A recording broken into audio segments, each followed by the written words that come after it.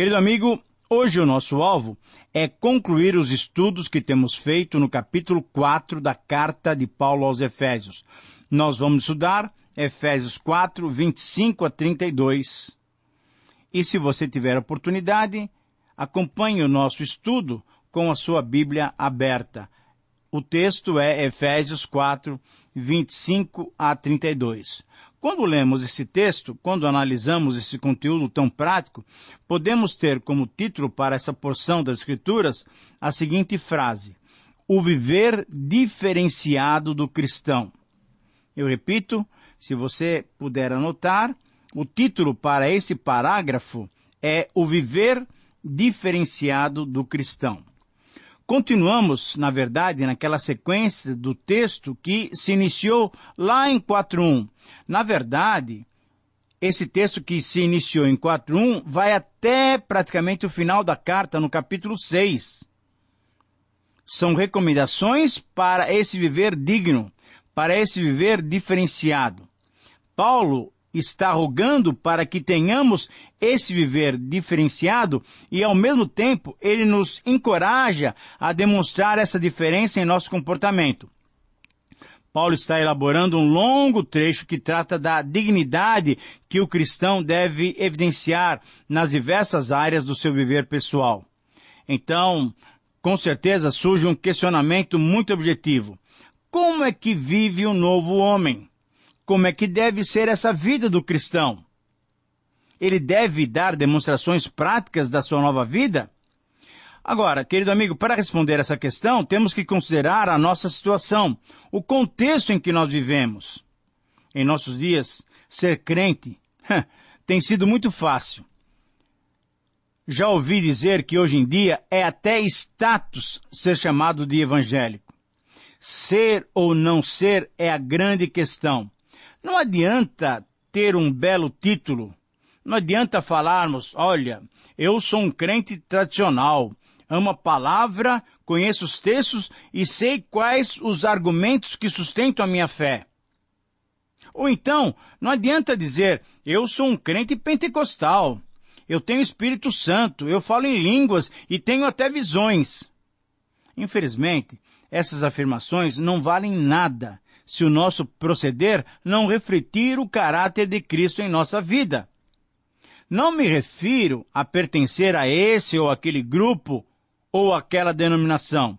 Eu refiro-me sim ao fato de sermos ou não discípulos, aprendizes, seguidores de Cristo, testemunhas fiéis, capazes de uma autonegação dos nossos desejos, refletindo um evangelho bíblico através de uma reflexão crítica, autêntica e espiritual.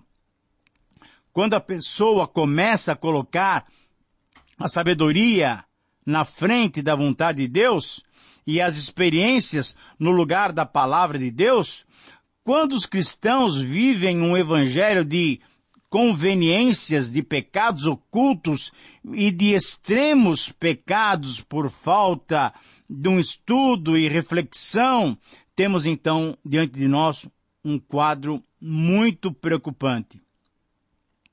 Quando o mundo olha para esse tipo de cristianismo e só ouve palavras, mas não vê transformações, o Evangelho de Cristo está sendo realmente colocado em perigo.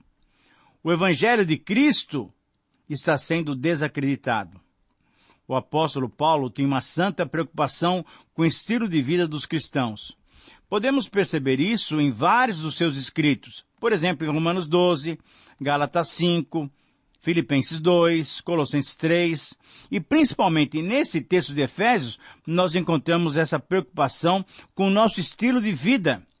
Não adiantava nada, não adiantava estar na comunidade de fé, se o proceder na vida diária era o mesmo que o procedimento dos gentios, isso é, dos não cristãos. O proceder cristão é um novo estilo de vida que tem como exemplo único e simples. Quem? O Senhor Jesus. Parece-nos utópico demais? Não. Mas veja bem, Nunca ninguém disse que o verdadeiro cristianismo é fácil de ser vivido. O verdadeiro cristianismo requer negar-me a mim mesmo, tomar a minha cruz dia a dia e seguir a Jesus. O verdadeiro cristianismo exige que percamos essa vida por causa de Jesus, para ganhar a verdadeira vida. É esse o tipo de vida e de comportamento que se espera do cristão. O verdadeiro cristão é alguém corajoso, pois ele vive de um modo contrário ao viver da sociedade. E quando pensamos em coragem cristã, temos que reconhecer que o apóstolo Paulo tinha muita coragem de viver assim. Você deve se lembrar de 1 Coríntios 9, 26 e 27. E também de 1 Coríntios 11, 1, quando ele se recomenda: sede meus imitadores, como eu também sou de Cristo.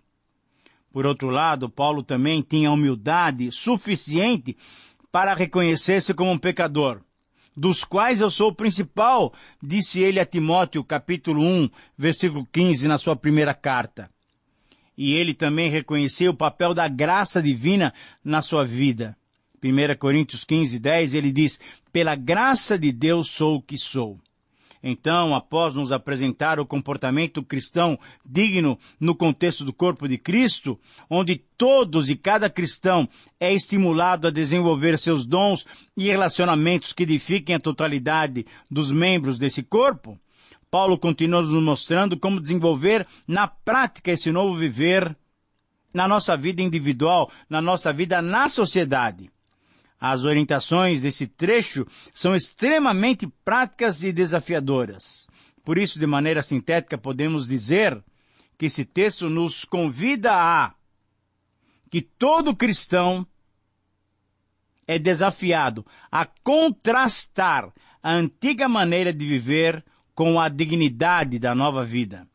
Eu repito, essa é a síntese, essa é a proposição do texto para nós. Todo cristão é desafiado a contrastar a antiga maneira de viver com a dignidade da nova vida. E nesse texto nós vamos encontrar 7 contrastes entre a antiga maneira de viver e o novo viver digno. E essa abordagem nos mostra 7 contrastes que vão ser facilmente entendidos quando nós lermos detalhadamente a palavra de Deus. E eu quero fazer exatamente isso agora. A cada um dos contrastes, eu gostaria que você tivesse com a Bíblia aberta para acompanhar aquilo que a palavra de Deus vai dizendo para nós. Muito bem, o arrependimento verdadeiro não somente nos leva a nos despojarmos e pararmos de praticar coisas erradas, mas exige um comportamento novo e diferente. Nós não vivemos num vácuo espiritual. Quando os atos errados são removidos, atos bons têm que tomar o lugar deles. E nesse texto, Paulo propõe exatamente essa mudança. Porque esse novo comportamento será a base para os relacionamentos dentro do corpo de Cristo e também fora do corpo de Cristo na nossa sociedade. Tem que haver contrastes nítidos entre a antiga maneira de viver e a nova maneira de viver. Por isso podemos dizer que, em resumo, o texto está nos dizendo o seguinte: todo cristão é desafiado a contrastar a antiga maneira de viver com a dignidade da nova vida. Então, agora, podemos verificar esses 7 contrastes. Vamos lá, então? O primeiro contraste mostra que, ao invés de mentir, devemos falar a verdade. Veja o versículo 25. Quando paramos de mentir, temos que falar a verdade. O servo de Deus segue a verdade e fala a verdade em amor. Nós já vimos isso. Agora, esse já era um conceito antigo, vinha desde o Antigo Testamento, com base lá em Zacarias 8,16. No relacionamento entre os cristãos, a verdade deve sempre prevalecer, pois a mentira corrói os relacionamentos e instaura um clima de desconfiança.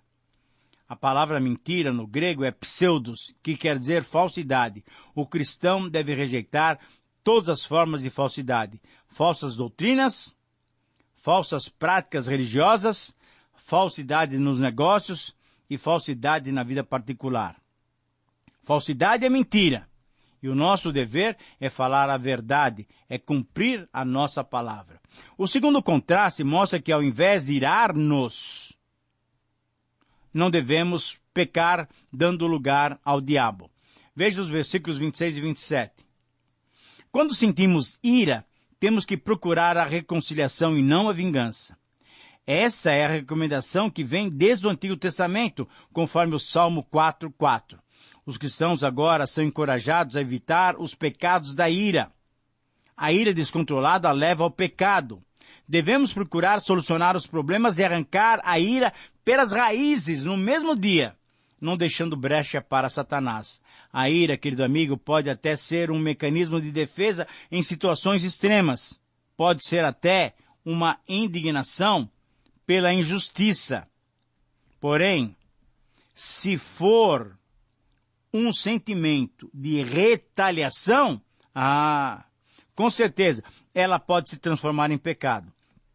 Para irar-se e não pecar, é necessário estar com os nossos sentimentos completamente equilibrados e colocados nas mãos do Senhor. O próprio Senhor tem sua ira destinada a alguns, mas Ele é o Deus justo, e Ele sabe discernir claramente aqueles que são filhos da desobediência e são os seus filhos. A expressão "não se põe o sol sobre a vossa ira" significa que os nossos relacionamentos devem sempre ser harmoniosos. Quando deixamos a mágoa instalar-se em nossos corações, estamos dando lugar ao diabo. Quando vacilamos entre a ira justa e injusta, temos que saber que o diabo está à nossa espreita, querendo nos derrubar, querendo nos fazer pecar, querendo nos levar ao ódio, à violência e à quebra de comunhão entre os irmãos e entre nós e o nosso próximo. Um terceiro contraste que Paulo nos mostra aqui é que, ao invés de furtar, devemos trabalhar para repartir. Veja o versículo 28. Quando paramos de furtar, começamos a trabalhar para ajudar os outros. Essa é a mudança que demonstra que mudamos de vida. A pessoa que se converte a Cristo tem que abandonar qualquer prática desonesta e tem que trabalhar honestamente. O trabalho não é somente para o sustento próprio, mas também para poder ajudar as outras pessoas. Será, querido amigo, que você reconhece que Deus criou o homem para trabalhar? Antes do pecado, Deus já tinha colocado Adão no jardim para cultivar e guardar o jardim. Então, o trabalho não é um fruto do pecado. Não. Deus já tinha colocado, já tinha dado essa tarefa para Adão. Preguiça não faz parte do caráter cristão. Quando trabalhamos e ganhamos, temos a responsabilidade de administrar os nossos recursos. E me permita fazer uma pergunta bem pessoal. No seu orçamento pessoal ou familiar, além da sua contribuição regular e sistemática, periódica para a sua igreja ou comunidade, com o dízimo ou com ofertas constantes que você tem dado, você tem o costume também, além dessa oferta normal, de separar uma parte do seu salário para ajudar os necessitados? Uma oferta alçada para ajudar aquelas pessoas que necessitam? É sério. É isso que Paulo está dizendo aqui.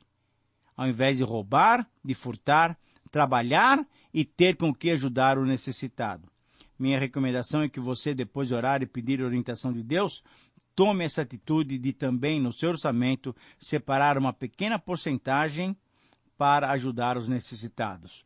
O quarto contraste mostra que, ao invés de palavras destrutivas, devemos falar somente visando a edificação dos nossos irmãos e do nosso próximo. Veja o versículo 29. Ao invés de usar linguagem obscena, falamos o que edifica e transmite graça. Temos que ter o máximo cuidado com a nossa linguagem.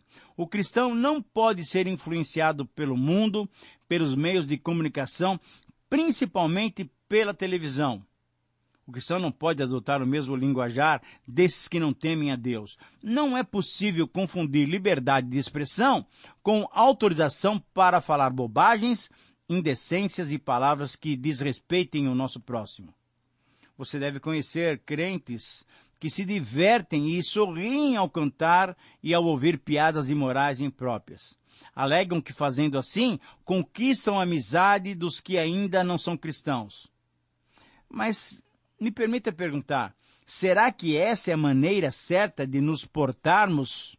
Será que esse é o método mais correto de evangelizarmos?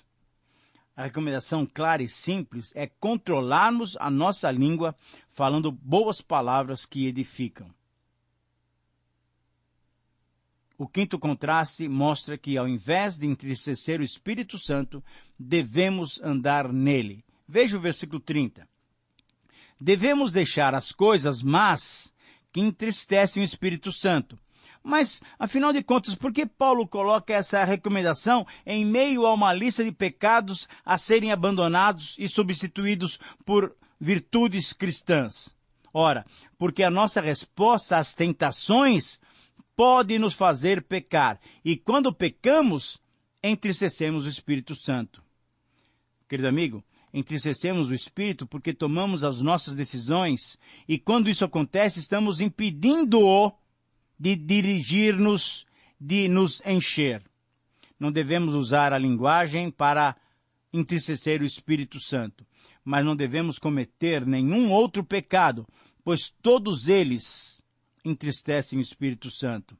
Agora, vale a pena destacarmos uma grande verdade que está atrás dessa orientação de não entristecermos o Espírito. A grande verdade é que o Espírito tem sentimento. Esse é um fato muito importante, porque essa é uma das evidências de que ele é uma pessoa e não meramente uma força ativa, como algumas denominações, como alguns grupos religiosos ensinam. E sendo ele uma das três pessoas da Trindade, ele é a garantia da nossa redenção, ele é o selo. Um dia nós estaremos para sempre com o Senhor, porque fomos selados pelo Espírito Santo. O Espírito Santo é a garantia de que um dia nós estaremos para sempre com o Senhor. O sexto contraste mostra que ao invés de ciúmes e divisões, devemos buscar a unidade. Versículo 31. O que produz o ciúme ou as divisões? Paulo alista 3 pecados. Veja só, a amargura, isto é, um espírito azedo que dá origem a uma conversa ácida, azeda. A amargura é o ressentimento que temos enquanto não decidimos perdoar. A amargura é a falta de reconciliação. Segundo pecado, a cólera, isto é, a indignação. É aquela fúria apaixonada, é o ódio, na verdade. E o terceiro pecado, que pode produzir ciúmes e divisões, é a ira. Isso é, uma hostilidade mais firmada e sombria. É a raiva com que queremos dar o troco para quem nos ofendeu. Por causa desses 3 pecados, por causa desses 3 sentimentos, Paulo mostra que as divisões e a desunião do corpo de Cristo acontecem. Esses sentimentos, ao invés de serem controlados por nós, muitas vezes nos controlam e nos fazem viver as obras da carne. Devemos substituir esses sentimentos por bondade, compreensão e submissão mútua. Só assim, querido amigo, preservaremos a unidade do Espírito no vínculo da paz. E finalmente, agora chegando já ao final do nosso programa, o 7º contraste mostra que, ao invés de blasfêmias e malícia, devemos agir com perdão. Veja os versículos 31 e 32. Paulo agora nos mostra os resultados de uma vida antiga comandada pela amargura, cólera e ira. A consequência desses pecados interiores porque amargura ninguém vê, cólera ninguém vê, ira ninguém vê. Mas você vê os efeitos dele no seu exterior. Isso é, a gritaria, a blasfêmia e a malícia. O que é gritaria? Gritaria é aquela excitação descontrolada, acontece quando as nossas opiniões são questionadas. E aí nós, sem argumentos, gritamos, elevamos a nossa voz, porque não queremos ser rejeitados. A blasfêmia é a consequência natural da gritaria. Então aí, quando elevamos a nossa voz, xingamos, ofendemos as pessoas que se opõem a nós. Só que na maioria das vezes fazemos isso por trás, pelas costas dos nossos oponentes, para nos vingarmos e sermos vitoriosos nos nossos argumentos. E, finalmente, a malícia, isto é, a má vontade em nos submetermos a alguém, provoca em nós uma trama traiçoeira. O planejamento para causar um mal àquele que discordou de nós é essa malícia. Esse é o retrato de uma vida de alguém dominado pela antiga natureza. Só que, querido amigo, Paulo está dizendo que nós devemos mudar. Devemos mostrar no nosso exterior a transformação que o Senhor Jesus trouxe para nós. Isso quer dizer uma vida nova, completamente digna do Evangelho de Cristo. Paulo, em resumo, está dizendo que temos que tirar das nossas vidas as obras da carne. Você se lembra de Gálatas 5, 19 a 21. Mas em seu lugar, positivamente, precisamos dar espaço para que o Espírito Santo produza em parceria conosco o seu fruto, o fruto de uma vida transformada. Gálatas 5, 22 a 23. Eu espero que você esteja disposto a viver dessa maneira. Sendo você um verdadeiro cristão, peça forças ao Senhor para viver dessa maneira digna da vocação para a qual você foi chamado. Que o Senhor te abençoe. Um grande abraço e até o próximo programa.